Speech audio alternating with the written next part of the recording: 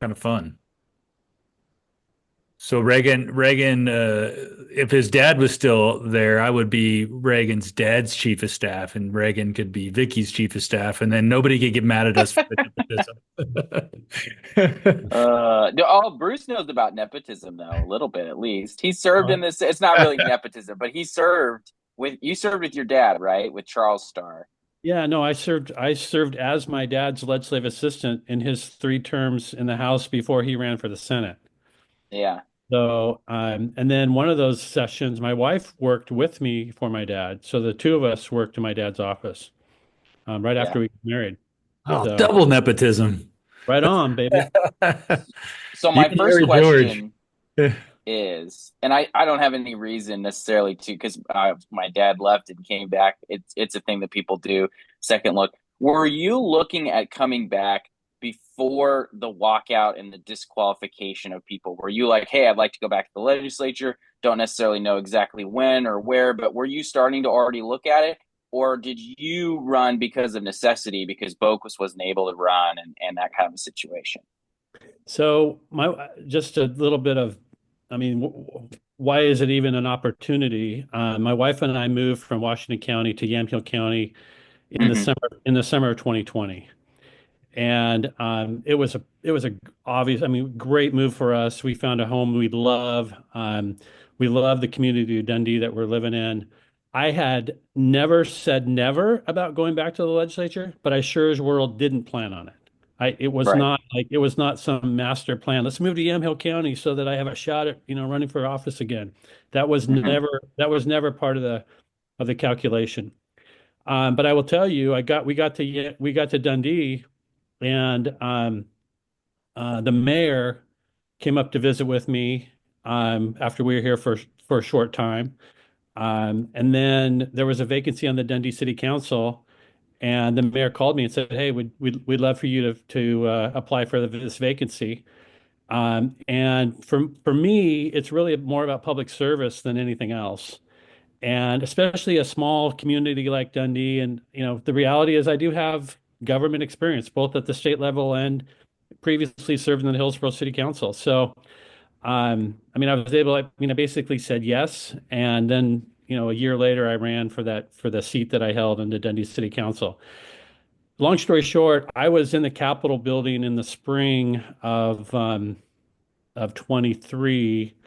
And even then, there was a lot of rumor that Senator Boquist wasn't going to run for reelection, even if he could.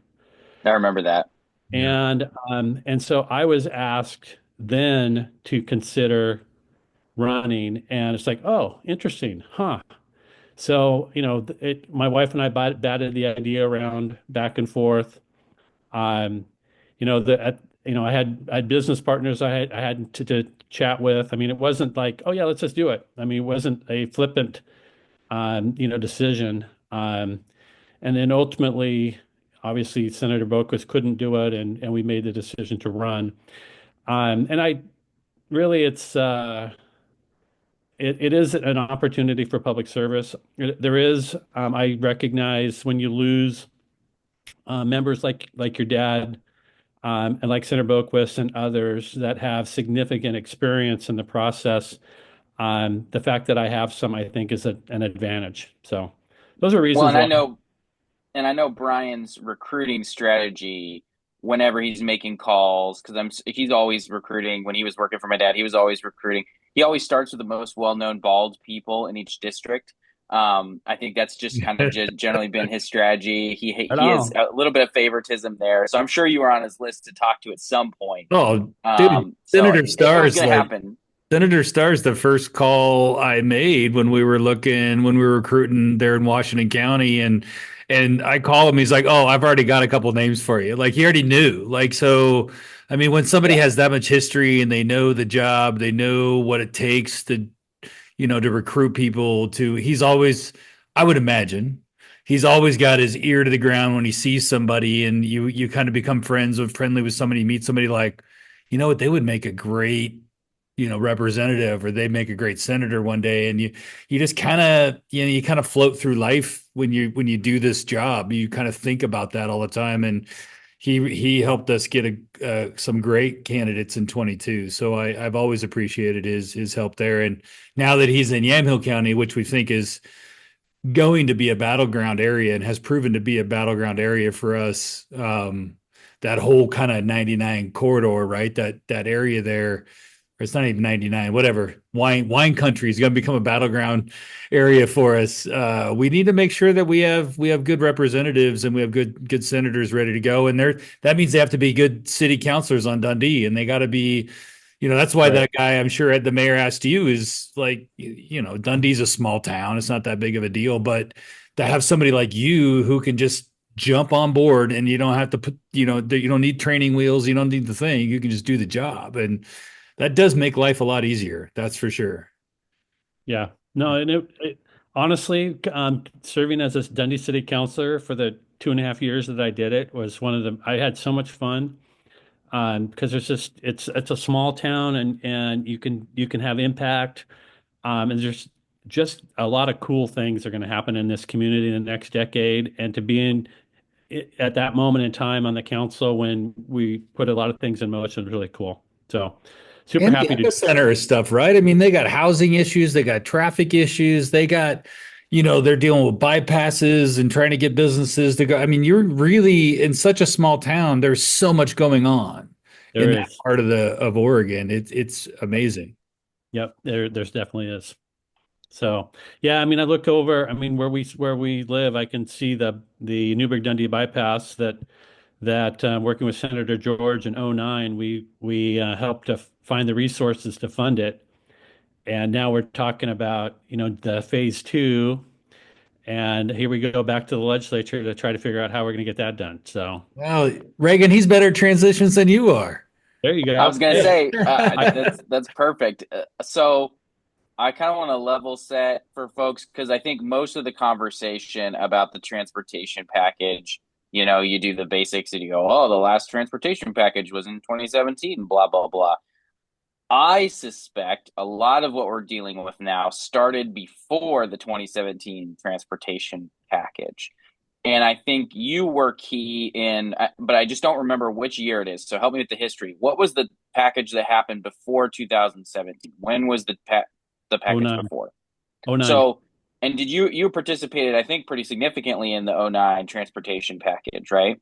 I did. Yeah, So in 2009, were any of the problems that we're looking at now, declining gas tax revenues, problems with efficiency at ODOT, a lack of investment in roads and bridges and other infrastructure, were any of those problems at that time? Or was everything great? Did everything going really well? Democrats had a super majority in 2009. Everything was humming in the state of Oregon. yeah. So I mean, let's go back to 2001. I chaired the House Transportation Committee in '01. And in '99, as a freshman, I helped to get a transportation package passed as a freshman, which is an interesting story that we don't have time to talk about right now. But that '99 package got referred to the ballot and overturned by the voters on a vote of like 93-7 or something. I mean, Oh, it was Jeez. maybe it was 88-12. I don't know. It was we got our butts handed to us. And in '01, I asked to chair the committee. Mark Simmons said, "That's a stupid request. You're not going to get anything done." And I said, "Well, I want to do it anyway." And so in '01, we got a package passed. It was called the Oregon Transportation Investment Act, OTA 1. I chaired the committee in the House. Gary George chaired the committee in the Senate. And Gary George, and if you remember Marilyn Shannon, both senators, mhm.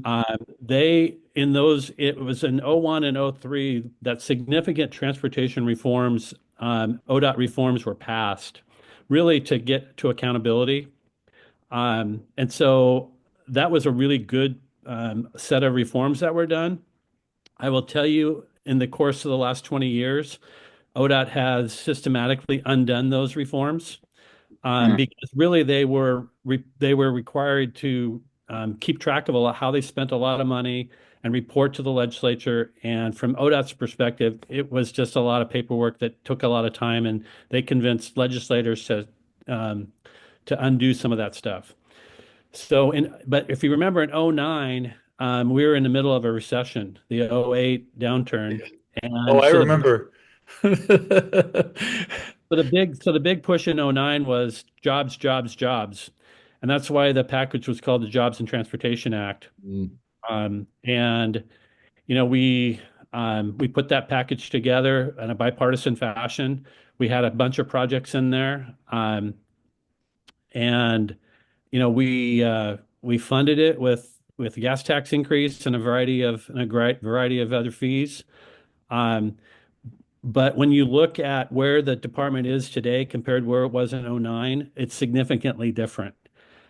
Partly in that I would say that as it relates to how we fund heavy trucks in the state right now, the Highway Cost Allocation Study, the Constitution requires that trucks and cars pay their fair share of damages. And so every couple of years, you need to go and balance to make sure that we're abiding by the Constitution. So every 2 years, there's a highway cost allocation study done so that the legislature knows if we're in balance or not. Currently, we're out of balance by a lot, and trucks are overpaying by hundreds of millions of dollars to the point where the Oregon Trucking Associations are suing ODOT in the state of Oregon. And I don't blame them because they're paying hundreds of millions of dollars more than they should be. Um, that is going to complicate the other issues around ODOT because it's a lot of money. But ODOT is currently underfunded according to them by I don't know, I would say just short of $400 million in order to what they would call maintain current service level or maintain what they're doing. Um, and there's reasons for that.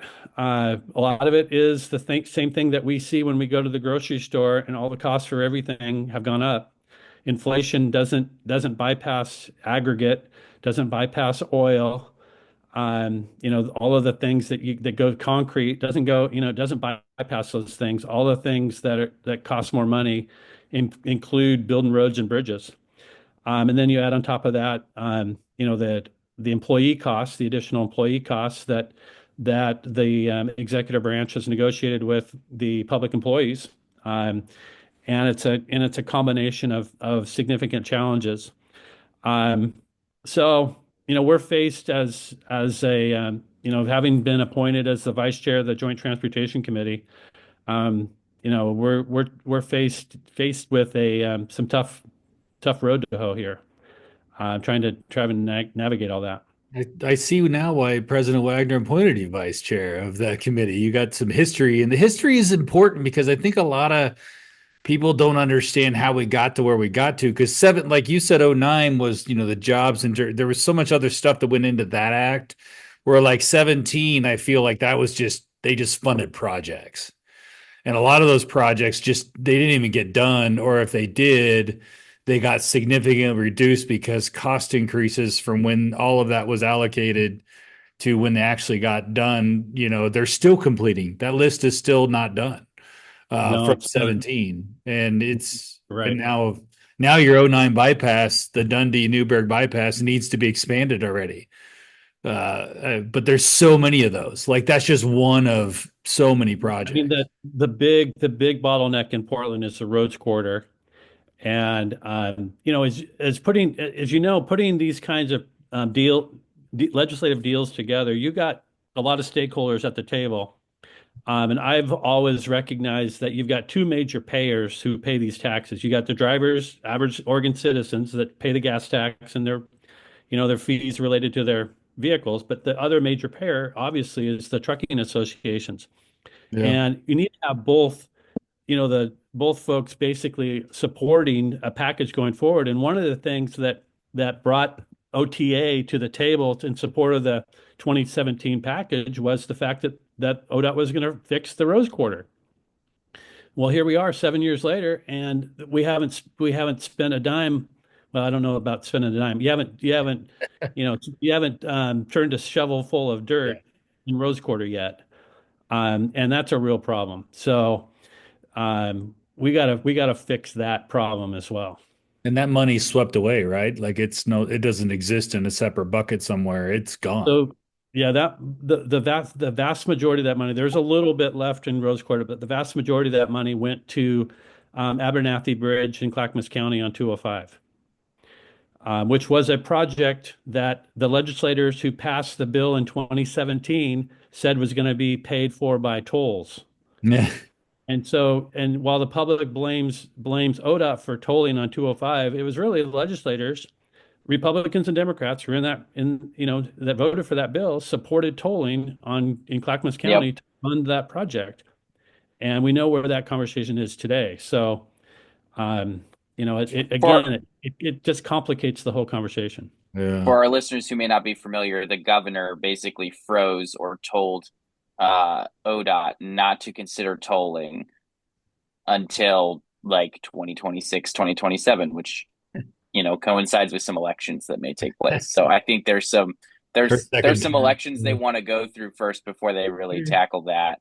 Um, I will say one thing that's really funny is I remember there is a legislator that served in Oregon, is not currently in the legislature, but originally from the East Coast, and their constant refrain was, "I don't understand what's so big about the sales tax. I don't understand what's so big about tolls," because lots of other states have these things, right? But they're still obviously big hot buttons in Oregon. So one of the things I'm seeing from ODOT in the messaging about this upcoming transportation package that I have some questions about. Well, one, I think it's very funny, and I just wanted to point this out, Brian. I don't know if you noticed this. They scheduled two lunch and learns on about the transportation package for legislators and staff, where they can, I'm assuming, spoon feed us their talking points. One of them happens during staff mandated Rule 27, which I think is hilarious. So most staff will not be able to attend that lunch and learn. Well, The that's the other one thing I'm I've going to. noticed. The other thing that I've noticed is they're talking about this as a maintenance package. No new projects, just maintenance. I just I don't know the politics of that. I don't see how you pass a package that's maintenance only without somebody getting projects. And if somebody gets projects, everybody's going to ask for projects, right? Yeah, it is a very difficult task to get legislators to vote for a tax increase just so you can maintain existing infrastructure, so you can, put another layer of asphalt on Yeah. a road that already exists. That's very difficult. Um, but that's what they're saying. We'll see, as we get into the process, what ultimately occurs. But I will tell you too that the governor in her budget basically layered on, over $1 billion a new budget for ODOT without specifying where that money's going to come from. And I've told folks that I don't believe it's politically possible for the legislature to raise taxes enough to fill the hole. And Mm-hmm. I think we have to look at how we reform the department to get back to core mission. And core mission for me is let's making sure our roads and bridges work so freight can move efficiently, and so parents can take their kids to, the ball practice after school and make sure kids get to school on time, and we have an economy that functions with a transportation system that works. That's core mission. And if ODOT's doing things that aren't core mission, I think those are things that maybe it would be nice to have if we were flush with cash, but in the environment we're in right now, not so much. And I can't wait to see it. Maybe Brian can weigh in on this a little bit more because Senator Anderson's also on transportation. So you guys are all going to spend. Yeah. Yeah, there's not really enough hair there to make even a full head. I mean, even Senator Anderson's struggling a little bit. But um, I would say that there's the what I like to call the Back to the Future caucus because on transportation, because they say where we're going, we don't need roads. They want all kinds of other infrastructure. They want TriMet. They want bike infrastructure, which I guess is kind of roads, but not really. It actually eats up a good chunk of available space. Especially if you do a bike lane and then you do a buffer and then or you and walking, you've taken up at least a whole lane of traffic space, right? So what I'm going to be interested to see is how much of it is let's get back to core mission, let's meet our constitutional obligations versus this sort of pie in the sky. Here's the thing, too.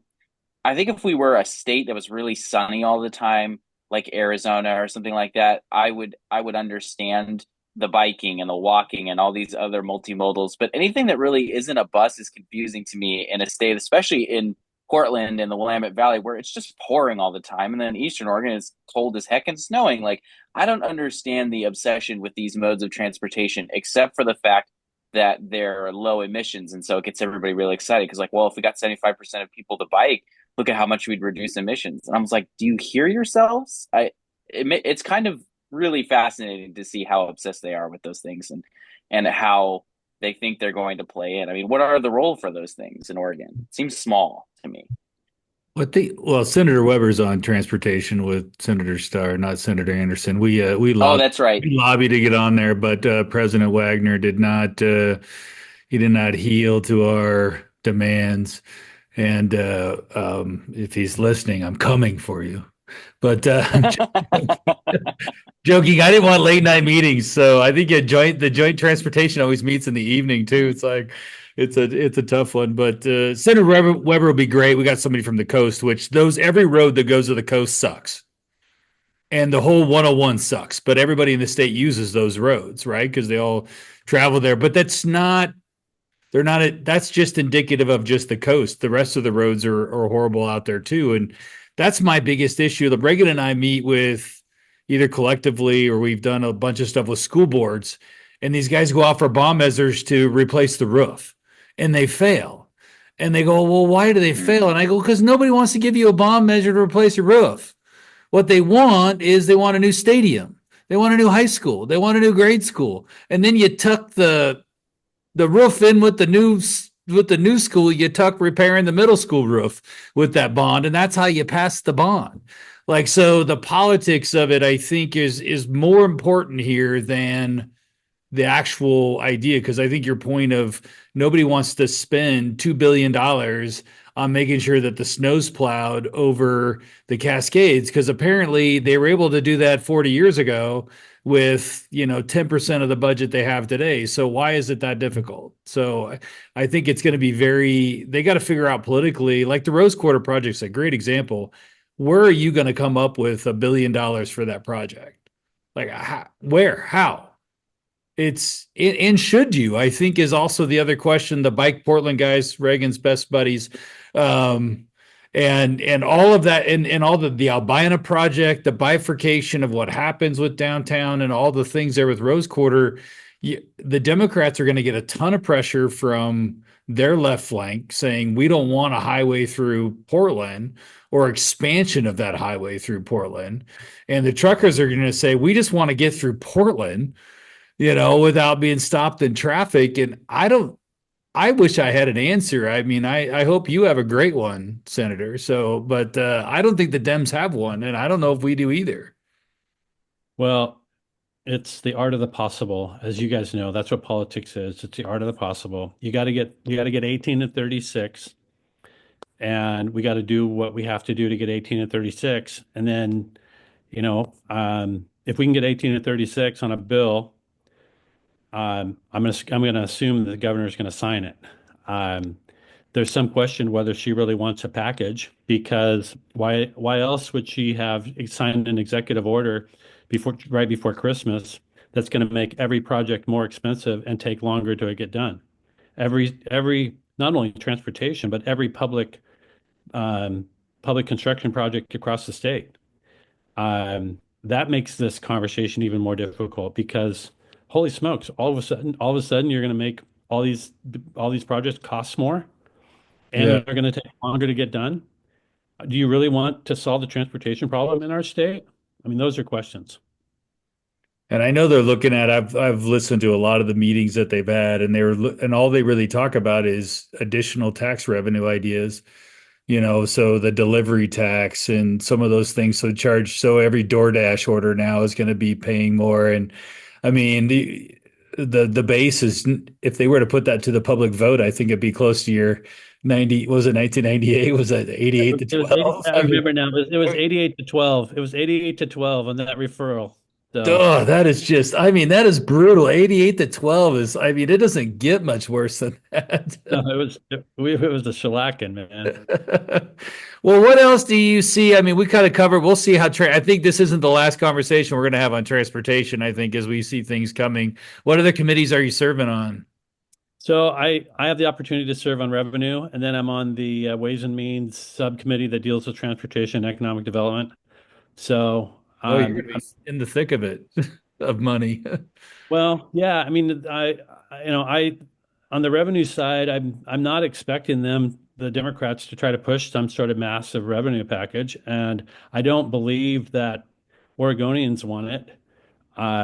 And I sure as world, I'm not going to vote for any massive new taxes. So.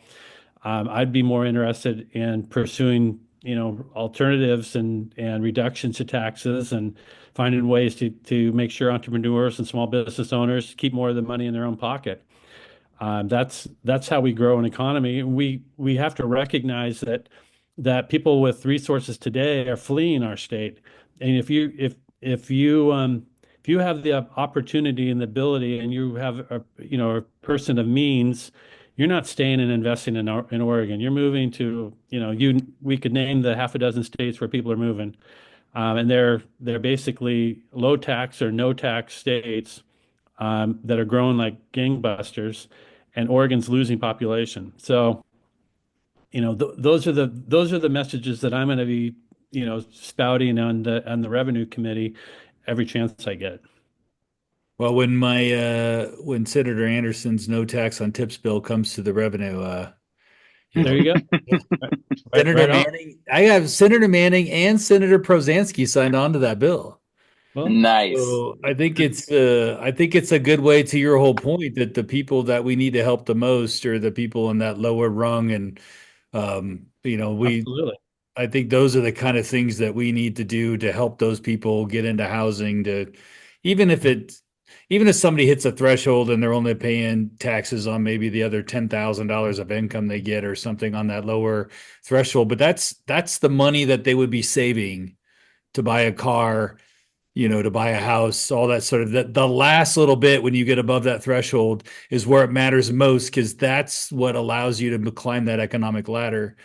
And I think you're right. Idaho and Texas and Florida and Tennessee, all those states with the low taxes are getting the businesses and getting the people. And Oregon we need to keep those people here, especially the businesses, because they employ. And you were, like you said, in '09, we took a huge hit because we had nobody working, and we're so Right. reliant on payroll taxes in Oregon that we should be giving land and every incentive we can to get a business here that hires people, because the state exponentially wins at 9% income tax versus whatever they would make on property taxes or whatever they get on other things. So that's why, like in Prineville, we do the data. Everybody's upset at the data centers and stuff down here, but if you look around, they're hiring 400 or 500 people, all over $100,000 a year type jobs. That's a huge boon to the Right on. economics of the state, because those, and from Washington County with Intel and stuff, I mean, those jobs matter, and those are huge jobs for us. But we Yeah. lost all those to Arizona, I think, with this last kind of mix up. Well, and yeah, it's really unfortunate watching Intel currently right now. Obviously, it Yeah. used to be in my backyard. Go through a really difficult period of time. But that's what you just said, Brian, is why historically supported the Strategic Investment Program, the SIP, because it made so much sense, because those high-paying jobs coming to our state, it was returned, back to the state ultimately. So. Yeah. Well, and I think it also it just makes me think of, I think 2012 they called a special session to reauthorize a tax advantage or something, or create a new one that Intel and Nike both used that was going to expire or something like that. So we go from 2011 2012 calling a special session to make sure that the biggest, most high performing Oregon companies have what they need. And now, fast forward all the way to, Senator Knope served as on the CHIPS committee, the committee about infrastructure and especially technology infrastructure, and Right. everything about that bill was the environmentalists trying to make it as difficult as they could for Intel to get the land that they needed to expand. And without the automatic ability for them to do that, I think the federal government just went, look, we would rather invest this money. Even a Democrat administration decided to invest some money in places that was more likely to grow instead of sticking with Intel and risking that money not happening because the enviros in Oregon are so out of control. I mean, Brian, you got, you saw the same video that I saw, this incredibly weird video from Thousand Friends of Oregon about what it's going to be like during the oncoming climate apocalypse in Oregon. And I was like, first, why even make that video? And then of course I had to watch it. It was a minute and 30. And they almost celebrate like how we're gonna get back to, the old way of doing things, and small communities are working together, not utilizing all this modern technology and working with the Indians and all that on the ways that they used to live and all that stuff. And I was like, that's freaking weird. Like, I don't understand these people, but that's like a dominant philosophy. We tried to pass a housing bill. We tried to all this stuff that we do. The environmentalists are kind of the ones that are standing in the way. And I have a hard time believing that Tom McCall would look at the current environmental movement and going, that's what I was going for. I wanted to make sure all progress was halted forever. I mean, obviously, he didn't want people to move here. He has this famous quote, but I do think that there was some level of understanding of like what you needed to have a functional economy.